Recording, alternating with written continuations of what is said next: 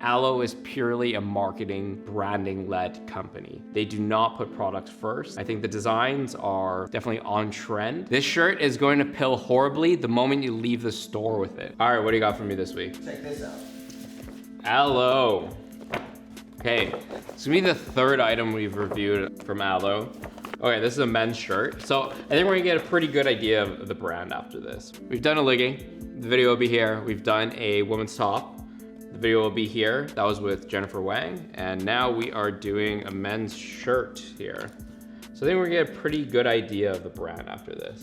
This is the Triumph Crewneck, and the price is 58 Canadian in store, 88 Canadian online. And what's the price in the US? 54.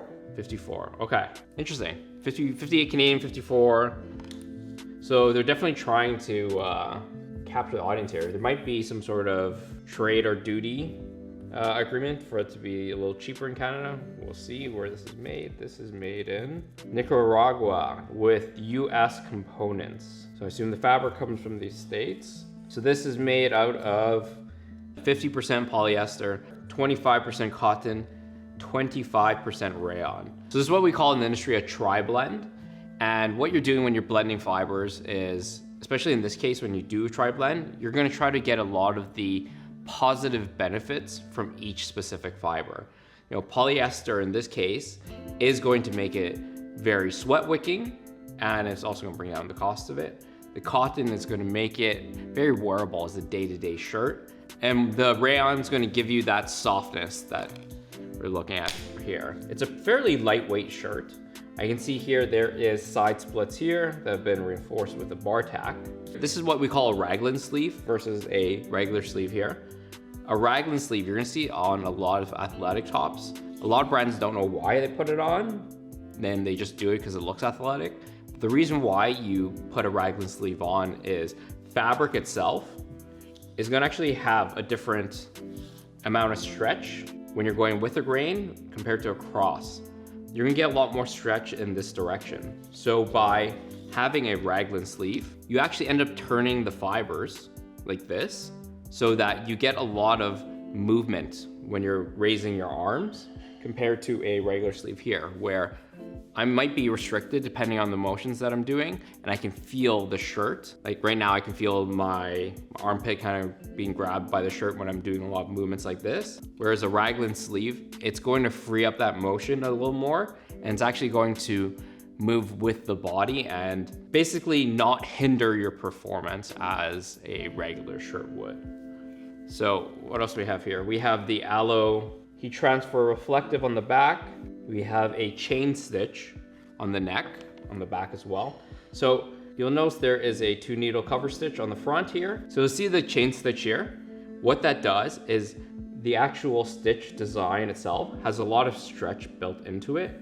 So when you are placing it on the back of a garment and you're having your shirt sit, it again promotes a lot of freedom of movement, and it also lets the shirt kind of settle into place rather than having it all sit on one seam. So that is the chain stitch. For the side split itself, this is probably a longer length t-shirt. What it's gonna allow you to do is have a longer length, but have the ability to have a little motion and not hug the hips a little too tight. Because if you didn't, think of it almost like a longer length t-shirt. If you didn't have side splits, it'd almost be like, like a mini skirt, where it's gonna be really tight around the hips and it's going to end up tugging down. So having side splits like this, it's just gonna give you a lot more freedom of motion. That being said, without any twill tape here, this probably will start curling over time. Just one thing to keep in mind. You'll see the fabric itself, because it's a tri-blend, each component, so the polyester, the cotton, the rayon, they're going to be using different dyes. So you're never going to be able to get it to have the exact same color, which gives you this kind of marled effect. Because the yarn is so fine, you're not gonna be able to see it maybe on camera. On camera it actually might even look solid. But there's gonna be a kind of a mix of the slate blue tones and the white yarns in here, which is gonna give you this aesthetic. I would say when it comes to this fabric, it's a fairly lightweight fabric, but I think you're actually gonna have a lot of issues with pilling on this. I'm already starting, this is branding from the store, and I'm already starting to see little balls form here. And the pilling itself is caused from the what we call non-staple fibers. So polyesters, the rayons, when those fibers break, and then you see the shirt's a little fuzzy to give it that soft hand feel. When these fibers break and then they start getting rubbed against each other, oftentimes in the laundry, they start balling up, and you're gonna get a lot of pilling on this shirt, most likely long term. So those fibers, especially when they've been peached, feel very soft in the store, and that's where you're converting the sale. However, when you break continuous fibers like that, what happens is in your laundry, in your day-to-day wear, when it starts rubbing against other fabrics and other surfaces, those fibers are going to start rolling up and get knotted, and it's going to cause pilling. Actually, I don't even need to throw in my pill tester. So just by even rubbing it here between my fingers, a little closer look. So I'm just rubbing it between my fingers here. See that? Having a shirt that's actually that easy to pill just by rubbing it, because in reality, this is what's gonna happen under your armpits. This is what's gonna happen in the laundry. Having a shirt that's this easy to pill right away shows me that this product is not designed to last, it is designed to sell. This is my third product from Alo that I've reviewed, and from what I've seen so far, these products, in terms of the design sense and being on market, are definitely a little more on trend than what Lululemon puts out. The workmanship is pretty decent. I think where most of these products fail is their component costs are really cheap. And this fabric, it feels good, but to have it actually pill in between my fingers that easily is a sign that this is not gonna last a long time at all. I'll still throw it in the pilling tester just to show you how bad it'll probably get. Let's take a look at the rest of the shirt. On the inside, standard overlock seams. On the raglan sleeve, on the side seams, we have a 2-needle cover stitch for the arm openings here. We do have some raw edges exposed here. So you know what, overall, I would say the workmanship is not horrible. The big failing here is gonna be the fabric. If you walk up to this shirt in store, the color's very pleasing.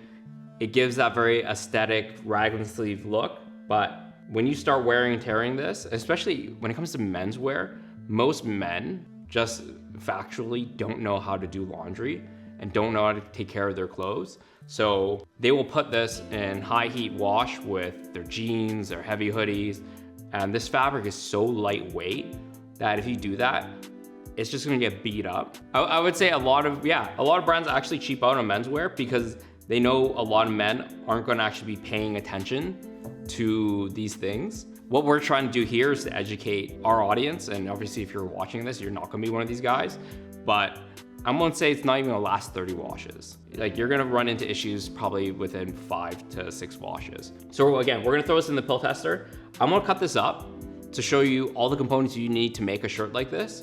But before we do, be sure to like, comment, and subscribe, guys, because we are having an amazing time building this audience. We are doing a lot of construction on our office right now to build out a development center, and I cannot wait to show you guys the kind of content we have in store for you next. And let's cut this up. All right, so we have our hang tag here with a polyester, I just stabbed myself, with a polyester string. Fairly simple construction. We of course have the side seam here with a bar tack. The bar tack's gonna be there to reinforce.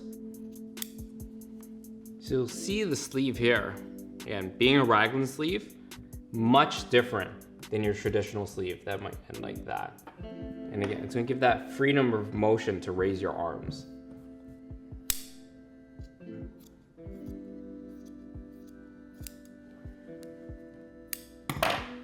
So then you have the back panel here. We have the hang tag, the neck ribbing. We have the front panel here, as well as the care labels. So you can see here, just even in terms of the panel shape, it's gonna be a lot different than your traditional t-shirt. So what I'm going to do next, now that you've seen all the panel pieces, is I'm actually going to throw in our pill tester so we can objectively measure how pill resistant this fabric is. This is what we are going to use to pill test fabric. What this does is it cuts a sample fabric here.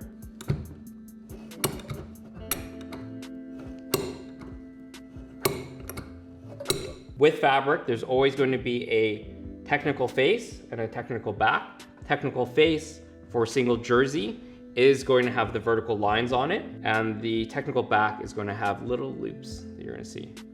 So here. So we're going to place the technical face down because that's the side of the fabric we care about pill testing. Put the little felt backer. Let's bring it over to our pill tester. What we're going to do is we're going to throw this sample in here, and it tests against a known abradant. We're going to do 1,000 cycles, so let's start the test and we'll return in a little bit. All right, so we are back from the pill tester, and as we can see here, this pilled horribly. You know, when it comes to creating a product, if you are trying to create products and you're putting your customer first, you're going to be creating products that are also going to last. Yo, this is my third time reviewing an Alo item. Fun fact, Alo stands for air, land, and ocean, apparently. Found that out in a previous video. But when you're creating products like this, from what I've seen so far from Alo, it is putting the brand first and product second. They've done obviously an excellent job on the marketing side, positioning themselves, driving consumer demand, but they are seriously lacking on the product development side. And that's something that takes time to actually get this much experience. I've been doing this for over 10 years for me to learn what I've learned, and I still have so much more to learn. But for a brand that's grown as fast as Alo, unless they've harvested and they've acquired all the really good technical people to create those products, they're not going to be able to keep up with the likes of Lululemon or Nike in terms of their product development and the expertise that they have in those departments, because it is a lot easier to grow a brand through marketing than through solid product. I would say if you are a consumer that was thinking about this shirt, it is going to pill, avoid it. There's a lot of similar cuts on the market for things that are going to be a lot more durable. I'll actually pull it off of this because it gives you a better idea too. You'll see here is not pilled, and then here is pilled. Now that we know that this fabric is horrible for pill resistance, let's see what the GSM is, and I won't tell you what I think this costs to make. This is a fairly lightweight fabric. GSM, of course, stands for grams per square meter. And what that is a measure of how heavy is a fabric for 1 square meter of it. Generally for athletic clothing and more athleisure type things, you want a lighter weight fabric because it's gonna be a lot more breathable.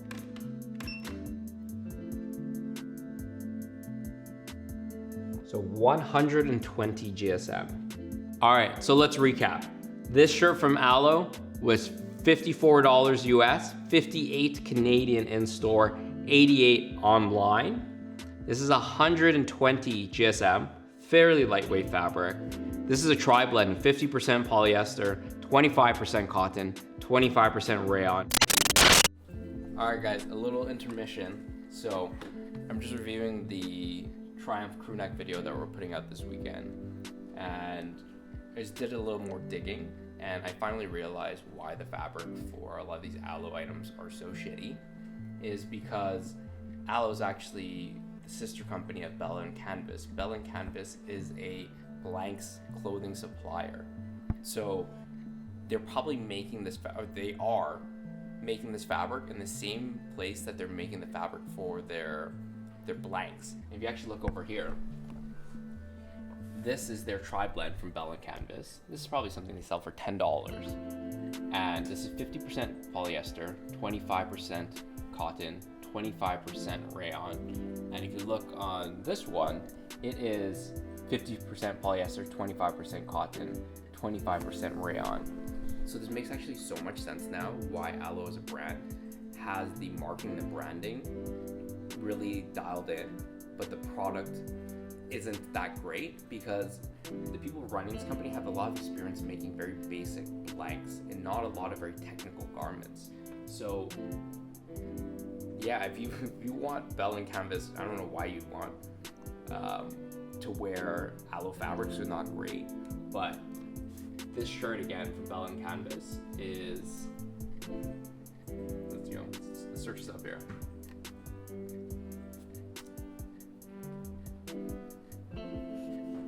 It's like $12 Canadian, so like $8-9. So when you're buying Alo, just know that you're buying a reskinned product from a blanks company.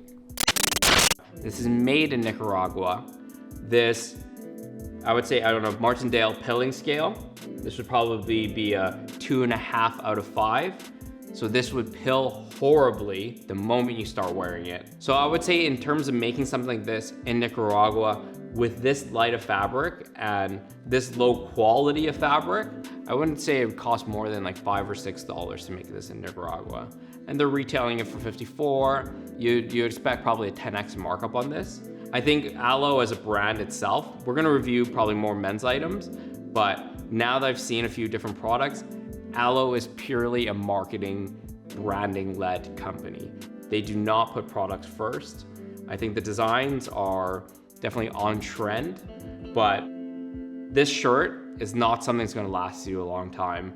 There's planned obsolescence in this. If not planned obsolescence, there's lack of attention and care put into creating this product. So as a consumer, I would say avoid this. As a brand, if you're looking to create a lightweight men's shirt, there's gonna be a lot of great tri-blends you can use, but make sure you do not have it peached because it is going to pill like this, and you do not want your consumers complaining their product's not lasting them a long time. So that's it for this episode of Industry Secrets. Until next time.